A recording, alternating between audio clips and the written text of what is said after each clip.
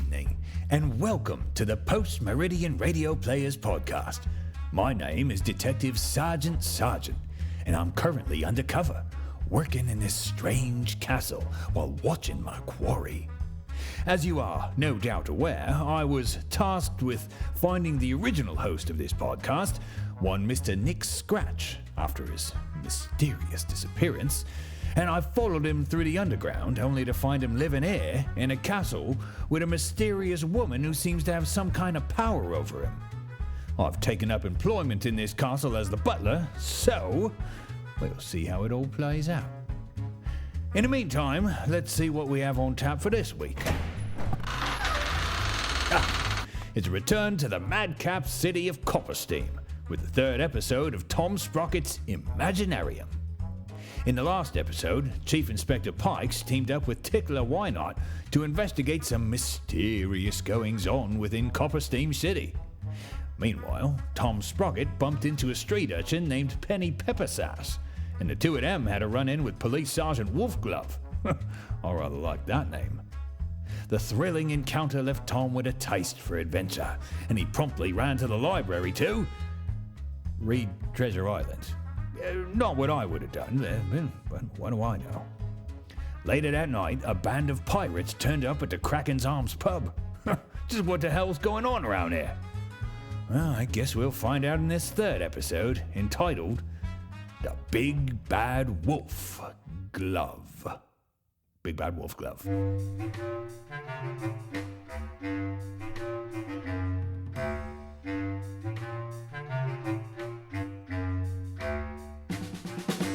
Madmen's Guild presents Tom Sprocket's Imaginarium by Isaiah Plovnick.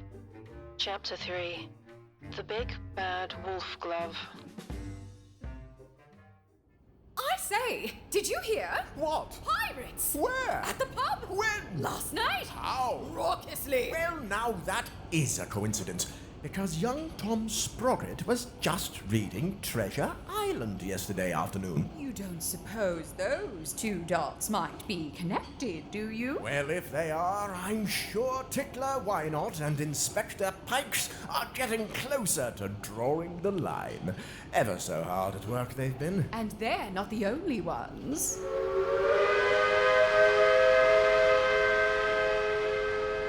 A final whistle signalling the end of the graveyard shift pierced the steam-sodden air of the etherworks just as the sun was beginning to crest. All right, lads, good work. To your beds with you. Maeve Sprocket's formidable arms were aching with 24 hours of toil as she packed up her toolbox. This will not do, she thought to herself, and marched upstairs to have a word with Mr. Colethorpe, who had come in early to remind himself how much money he was making. We could describe to you the sort of man Mr. Colethorpe is, but we're fairly certain you already have the idea. Nana Sprocket described him to Tom as a fat cat, didn't she? Those were her words. 2,533. 2,500. Mr. Colethorpe, may I have a word? What?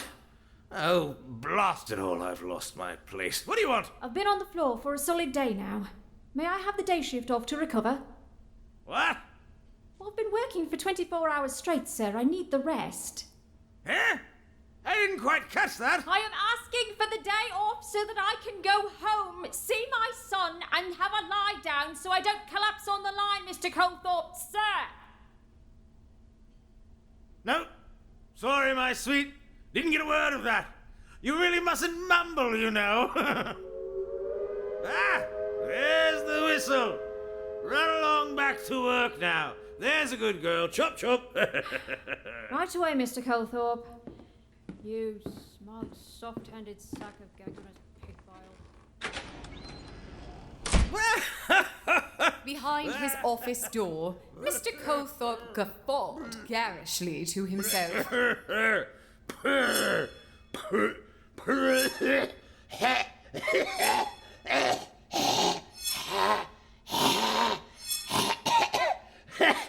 And then he spat out a hairball.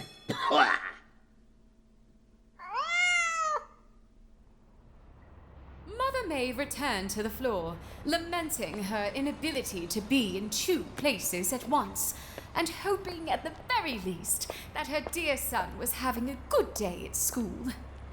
But Tom, much as it would have been to her dismay, was not at school.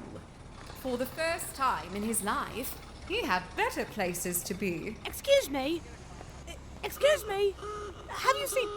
Excuse me? Having had an aperitif just the day before, his appetite was piqued for a feast.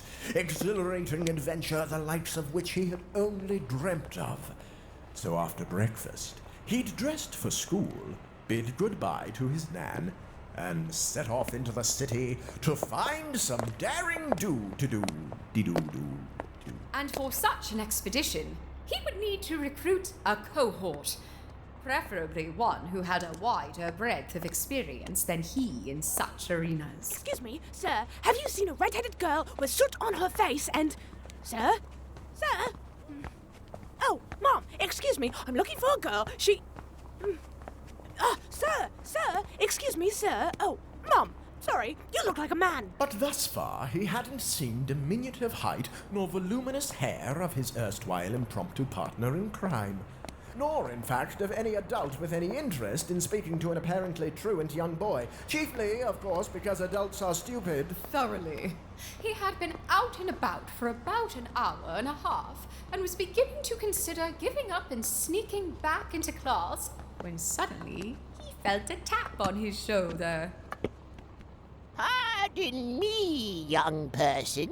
Tom turned to see a legitimately hunched, definitely blind old man with a very convincing long white beard, wearing an enormous top hat that was certainly not covering up a slightly smaller but substantially madder top hat. Would you be so kind as to help a definitely blind old man who is definitely blind and old to cross the road? Of course, sir. Please, take my arm. Why, thank you, young man. How very kind of you. I dare say one doesn't see such courtesy these days. I certainly don't see it, for I am blind, you see. I can't. And so Tom helped the genuinely geriatric gentleman across the cobbles to the north side of Tower Clock Court. Here we are, sir. Right then, cheerio. Sir, you dropped your cane. Sir! A stunning performance. Transcendent. Oh, Tosh, you're just saying that. Really, I was dreadful. You should have been here last night. Tom stared, somewhat puzzled at the departing man, whose hunch seemed to have mysteriously subsided. Perhaps he would have thought further on the funny fellow had he not coincidentally been stood in exactly the right place at precisely the right time to notice a flash of bright frizzly ginger dart across the alley behind the patent office, just out of the corner of his eye. Hey, wait! What? Oi! You stay away from me! Wait! It's all right. I'm Tom Sprocket. Your trouble's what you are. Clear off! Leave me alone! Stevenson's rocket! That's a double spring barrel pressure piston! Where did you get that from? Did you steal it? Bloody hell, are you thick? Bugger off! Wait, please! Do you need help carrying it? Go away! Oof. It's almost as tall as you are! Really, I can help! I don't need no ruddy help. Not least from some soppy-faced bug who don't know nothing about keeping clear of bother on the streets. This, Penny was soon to learn, was not the sort of thing one ought to say just before turning the corner.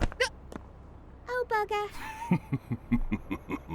I've got you now, you little... Whoa! You little rotter! Scupper! Wait for me! And they're off! Here they come come down the alley, Penny Pepper Sass taking an early lead there with Tom Sprocket following right along her in second and Sergeant Wolf Club trailing behind in third. Coming out of the alley now, left onto Anchor Street, right onto Excelsior Street. Penny Pepper Sass taking a wide corner there, struggling a bit with that great heavy piston she's carrying.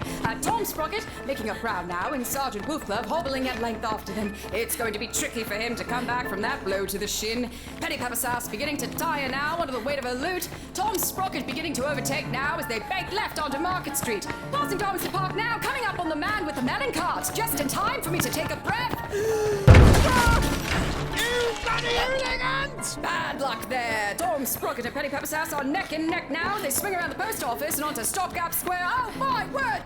Sergeant Wolfglove has doubled back and cut them off. Oh my giddy up! What's going to happen next? Bullets! No way to run, my pretty. Quick! This way! Wait! Let go my arm! Oh, no, you don't. As nimble as a wind-up mouse, Tom conducted his companion up the steps and through the doors of the teeming rail hub depot, hoping to lose their pursuer in the crowd of commuters. Let go of the piston! It's weighing you down! Not on your life! Give it up, kiddies. No one escapes from Sergeant Wolfglove. Wolfglove? Just then, a thing happened that a fair number of those who witnessed it would later describe as not the sort of thing you'd expect to see in a train station. A description that would later go on to win them that year's joint Understatement of the Year award. As he was giving chase, Sergeant Wolfglove caught sight of the stately station clock. Unconsciously noted that its illuminated alabastrine face bore a striking resemblance to the full moon. Oh, I've got you now, you... And proceeded to grow a tail, a snout, long white fangs, razor-sharp claws, two pointy ears, and a coat of thick grey fur.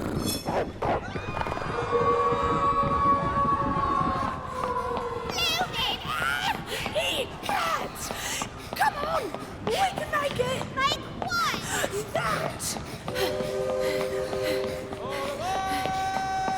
The two children tore across the terminus towards the platform, where the 12:15 train to Brasshampton was already departing, the newly lycanthropic sergeant laying at their heels. Almost there! Almost there! There were but 4 yards of platform left, and the tram getting farther, and the police wolf getting closer with every step. Oh, here we go! Hold on, soppy boy!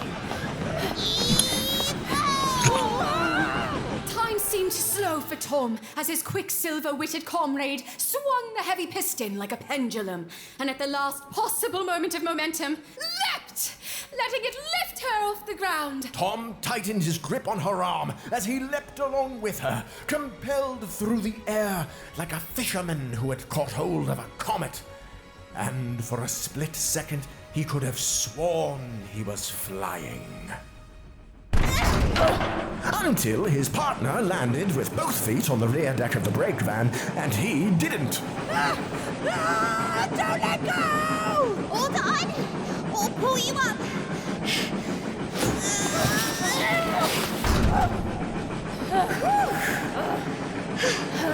Blimey! You ain't all heavy! Thanks! You saved my life! The daring duo caught their breath as the locomotive whisked them away from the station and across the rails over the open city, and Tom Sprocket beheld Copperstein as he never had before. All at once, and sprawled out like a peacock's tail with no walls to shut out or stifle his view. And with every stretch of track the tram traversed, another stupendous structure swept past to join the tableau. Darwinston Park, Nautilus Point, the Grand Tower Clock, 80 Days Wharf, haloed with airships.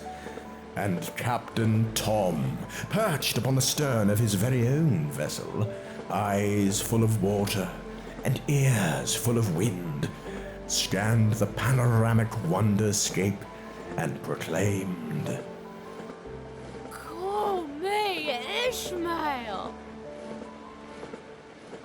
Oh! Oh, what was that for? For nearly getting us killed you daft twat! Me? I didn't know that policeman was a werewolf. You should have warned me. How the rodeo was I supposed to know? And there ain't no such thing as werewolves. There are. One was just chasing us. Anyway, we could have run a lot faster if you hadn't hung on to that big heavy piston. Oi! I just saved our lives with this thing in case you didn't notice! Wait a minute. I've seen that before. At that very moment on Railside Street, Kitty! Back! Here! Wait! That! Hello, Angus. What are you wobbling about like that? That monkey brat on the rails peeled me bloody leg! Oof, cool. I don't think you're getting that back, mate. Oh, you pilfering witch! Hurry!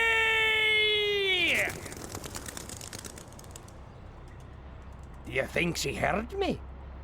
You know, I've got an uncle in Ironford who used to work in a nickel mine. He's 84 now. Lives next to a steel mill. Deaf as a stone he is. I reckon he probably heard you. You stole Uncle Angus's leg. What? You thought I wanted at a fair, did you? That's not nice. He needed that to walk. Well, I needed it to swing us onto this ruddy train you got us chased onto. He wouldn't have been chasing us if you hadn't stolen Uncle Angus's leg. No. He wouldn't have been chasing me if you hadn't gotten me caught. I didn't get you caught. You did. I had me route all mapped out until you turned up and distracted me. I'm sorry. I didn't mean to distract you. I wasn't distracted. Shut up. Follow me. We've got to find a place to hide before the guard comes down the carriages. As Tom and Penny were trundling off north towards Grasshampton, Seraphina Strange was whistling a merry tune as she laid out 2 cups and a plate of biscuits upon a black lace tablecloth upon her keeper's kiosk upon the arrival of her nephew for tea at the Athenaeum.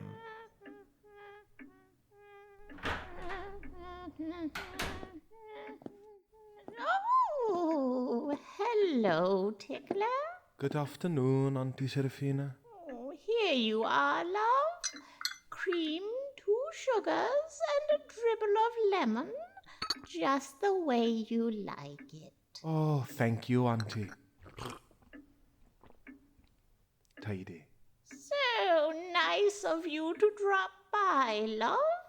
We've hardly seen you since you came to town. Yes, I'm sorry about that, Auntie. I've been rather occupied with my research. Oh, yes. I knew you'd like it here.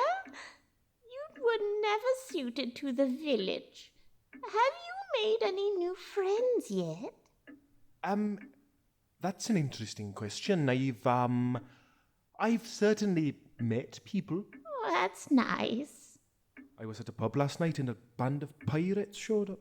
Oh, you get all sorts around here. Plenty of material for your book, I shouldn't wonder. Oh, certainly that. Perhaps an anthology's worth even.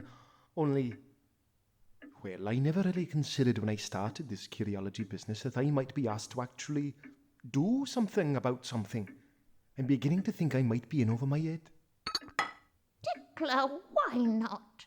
Do you remember that summer in Gwynnope when you fell into the mill pond?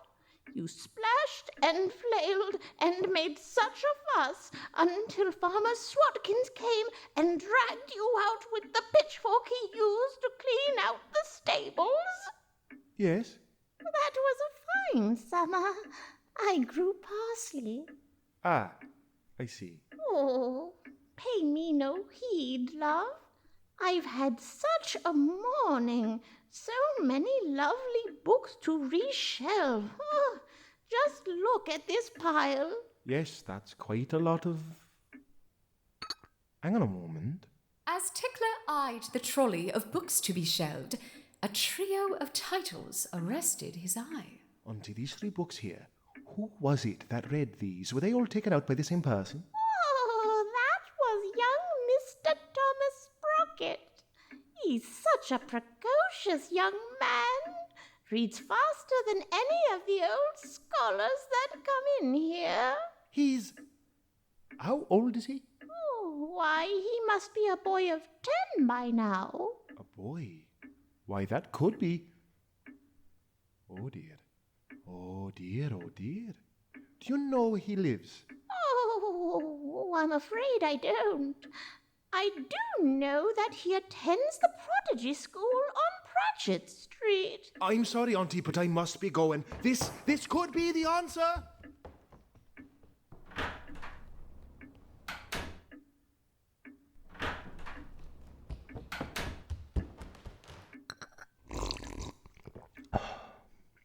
Thank you ever so much for the tea. Goodbye. It was my pleasure, Tickler. Do come again soon. Best of luck on your book, love. Oh, I can't wait to read it. And so Tickler Why Not went off to ask odd questions about a young boy he did not know at a school at which he did not have children. And the insistence that it was perfectly fine because he was a curiologist did very little to help his case. Later that afternoon, Stopgap Yard received a troubling telephone call from the Aetherworks on Factory Row. Chief Inspector Pikes dispatched PC Thumpspoke to investigate, and when he telephoned back because he wasn't sure of what to do, she went and had a look for herself. And the workers are certain their boss weren't a cat when he came in this morning. Not that they noticed, Mum. He's going to have a right hard time getting the fur off of that suit. I don't mind saying that this is the most unsettling thing I've ever seen in me life, Chief Inspector. Constable, just yesterday the door was answered for you by a talking baboon in a dress. How is this worse? Well, I'm not much of a cat person, Mum. Not as much as he is, to be sure. Right, Constable. You keep an eye on him till I can arrange a large enough kennel. Righto, Mum. Make sure he don't get curious. Could prove fatal. Come to Copper Steam City, they said. Charming and colourful seaside culture, they said. Who are they? People what never been there, that's who, Isabel. Right you are. Bloody stupid cat people, bloody stupid pirate people, bloody stupid flying house, bloody stupid forks, bloody stupid madmen! Ow! Ow! I do beg your pardon, miss. All right, never mind. Here, let me help you with that. It was my fault, I'm sure. I've been on for 36 hours straight. I'm utterly exhausted, and I don't mind telling you, entirely fed up to my... Cross monkeys! Chief Inspector Pikes held in her hands a leaf of parchment from the factory workers' overspilled lunch pail, more beautiful than the finest illuminated text. Upon it was painted in the strokes of a practiced master the likeness of an august palace, haloed within the amber and gold leaf rays of a medallion sun, and depicted as floating upon a sea of silver-crested clouds, all seamlessly interwoven with a foreground of richly textured calligraphic text that told in poignant and articulate verse the tale of a queen who lived in the sky and reigned over a kingdom of birds. It was one of the most exquisite things that Pikes had ever beheld. But what astonished her above all else was that in the bottom left corner, nestled within an ornamental arabesque with the initials T.R.S., dated 2 days prior.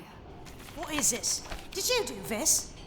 What? Did you write this? I don't see how it's any of your business. Stopgap Yard, Chief Inspector Pikes. Did you write this story? Oh, no, it was my son. Your son? A boy did this? Yes, he's very clever. Is this a joke? How did he know? I beg your pardon?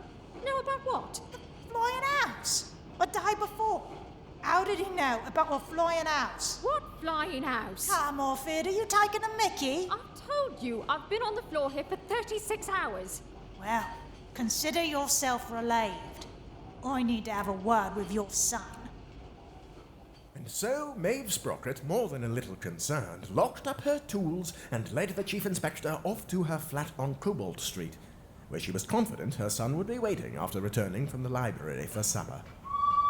He was, in fact, 23 miles north of the city, stealthily hidden within the luggage car of a train that was just pulling into a quiet country station.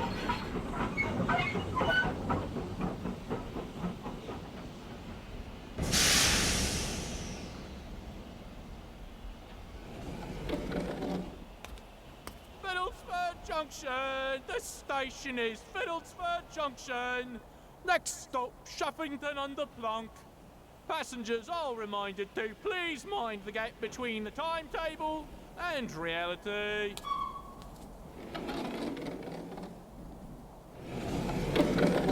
Right, get shifted.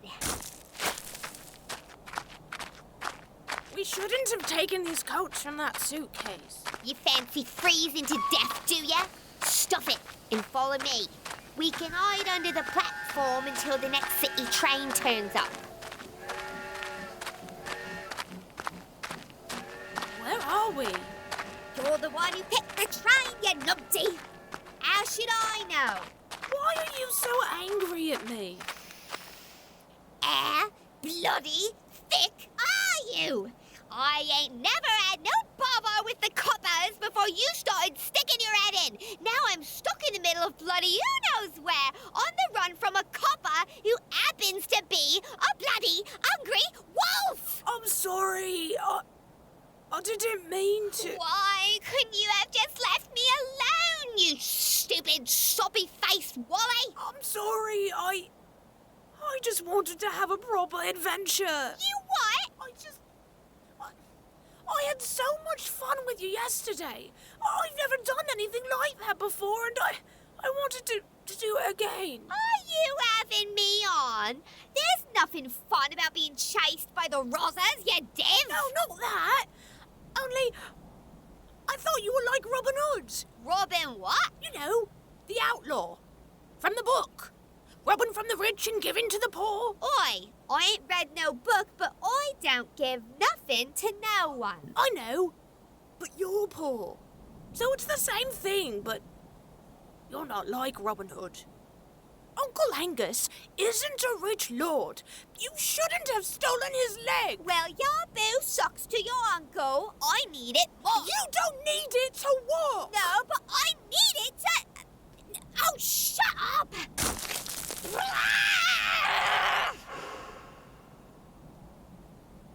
Why did you take Uncle Angus's leg? Leave it out. Really? Why do you need it? I don't think you were going to sell it. Leave it out, I said. So why do you need it? I've got a table in the dining room that needs propping up. No, I don't think you've got a dining room. Why do you need it? I'm gonna stick a wig on it and pretend it's my solicitor to keep the Rozzers off me back. No, I don't think that would make it look like a solicitor. Actually, though, why do you need it? To whack you over the head, you don't bloody well stop bothering me! But actually, though... I need it for my ship. What? I need it for my ship, all right? Your ship? You have a ship? I'm building one. What, you don't think I could?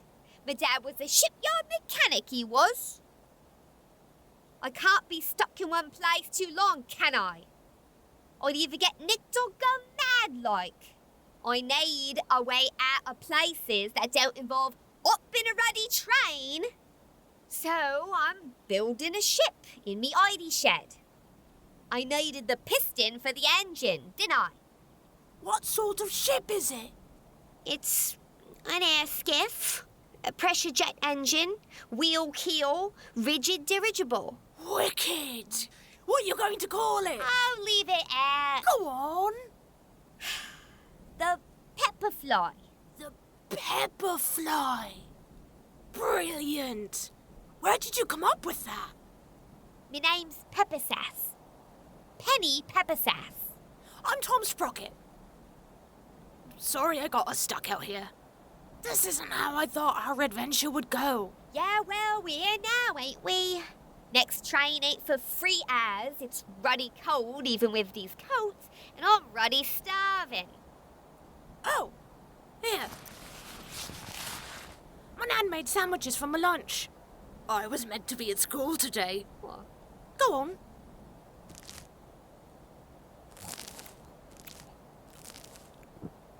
Thank you. You're welcome. My dad wasn't a mechanic, but my mum is. My dad was a factory lector.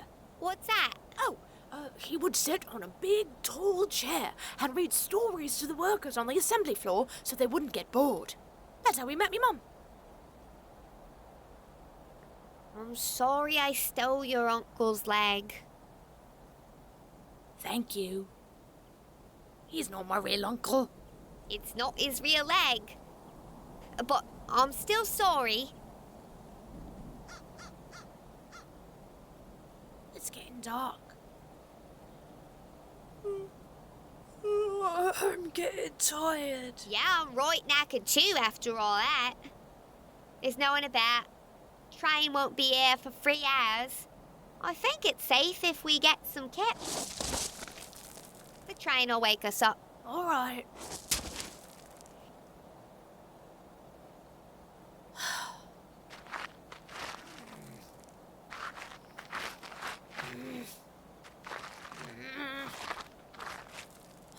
What's the matter with you? Not in my bedroom. So what?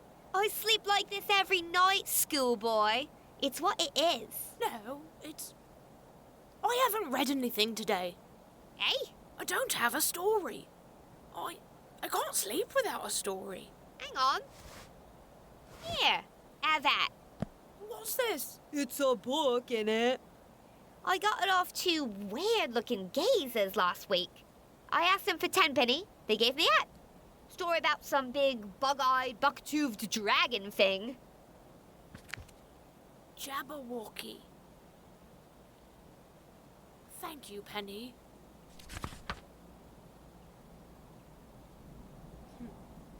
Could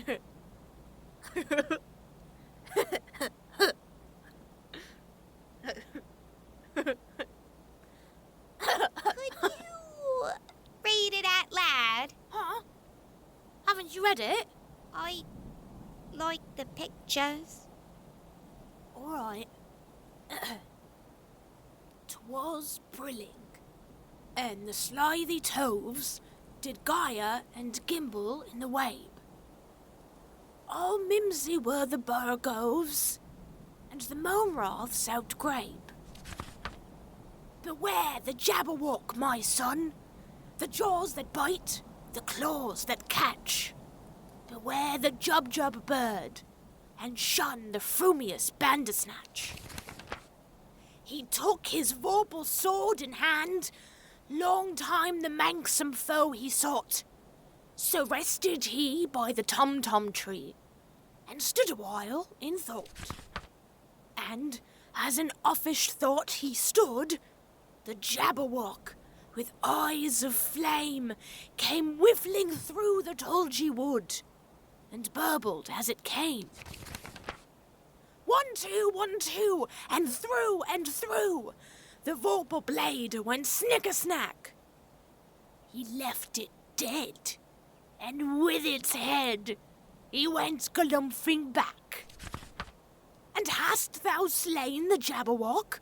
Come to my arms, my beamish boy. O frabjous day, callooh, callay, he chortled in his joy. 'Twas brillig, and the slithy toves did gyre and gimble in the wabe. All mimsy were the bowergroves, and the moanraths outgrabe. Whoa! That's what it said? Blimey. It was not the easiest of bedtime tales to digest, but at length both Tom and Penny were soon sound asleep.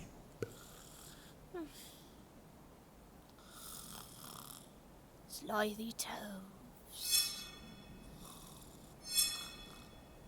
chub chub bird.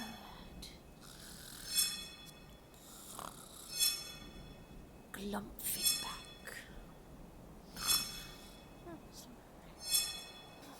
What's a tum-tum tree?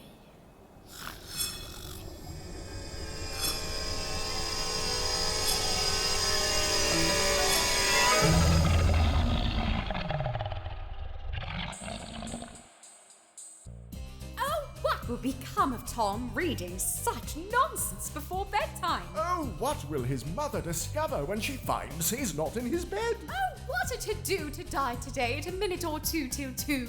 A thing distinctly hard to say, still harder yet to do. For there'll be a tattoo at 1:45 with a rat-a-tat-rat-a-tat-rat-a-tattoo. And the dragon will come when they sound the drum. At a minute or 2 till next time. Stay mad, my duckies.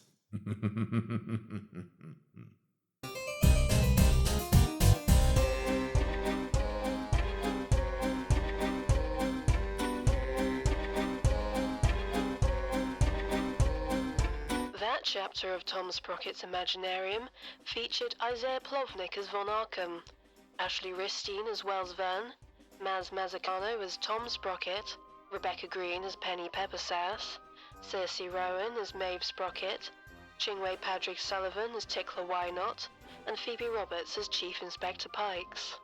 With Lily Dean Delaquercia as Mr. Colthorpe and Jack Waxblot, Aaron Stoliker as Sergeant Wolfglove, Peter Wallace as the Conductor, Brooks Reeves as Rusty Angus, Liz Salazar as Seraphina Strange, Justice Perry as Constable Thumpspoke, and additional voices by Andrew Winson.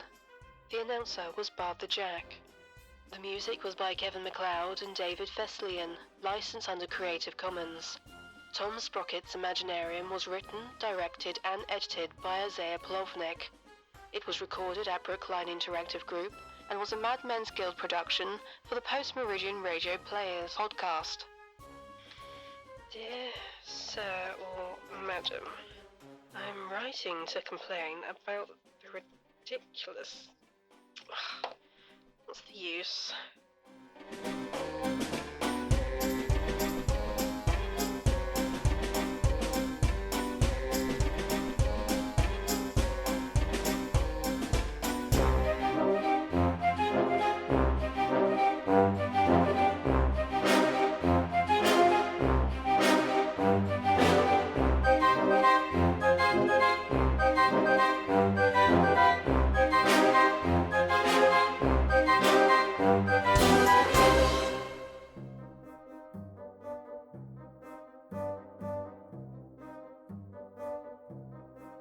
In 2 weeks, we'll return to Copper Steam City for the thrilling finale of Tom Sprocket's Imaginarium. If you like what you hear, you can check out more about the PMRP, including upcoming performances and auditions, at their website pmrp.org or their Bandcamp store pmrp.bandcamp.com.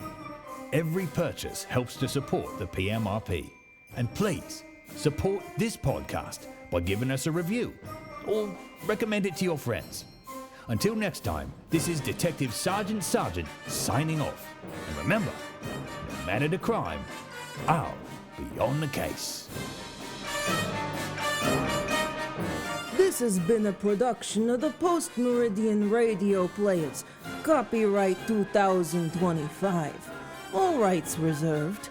For more information about our group, please visit www.pmrp.org. We'll make you an offer you can't refuse.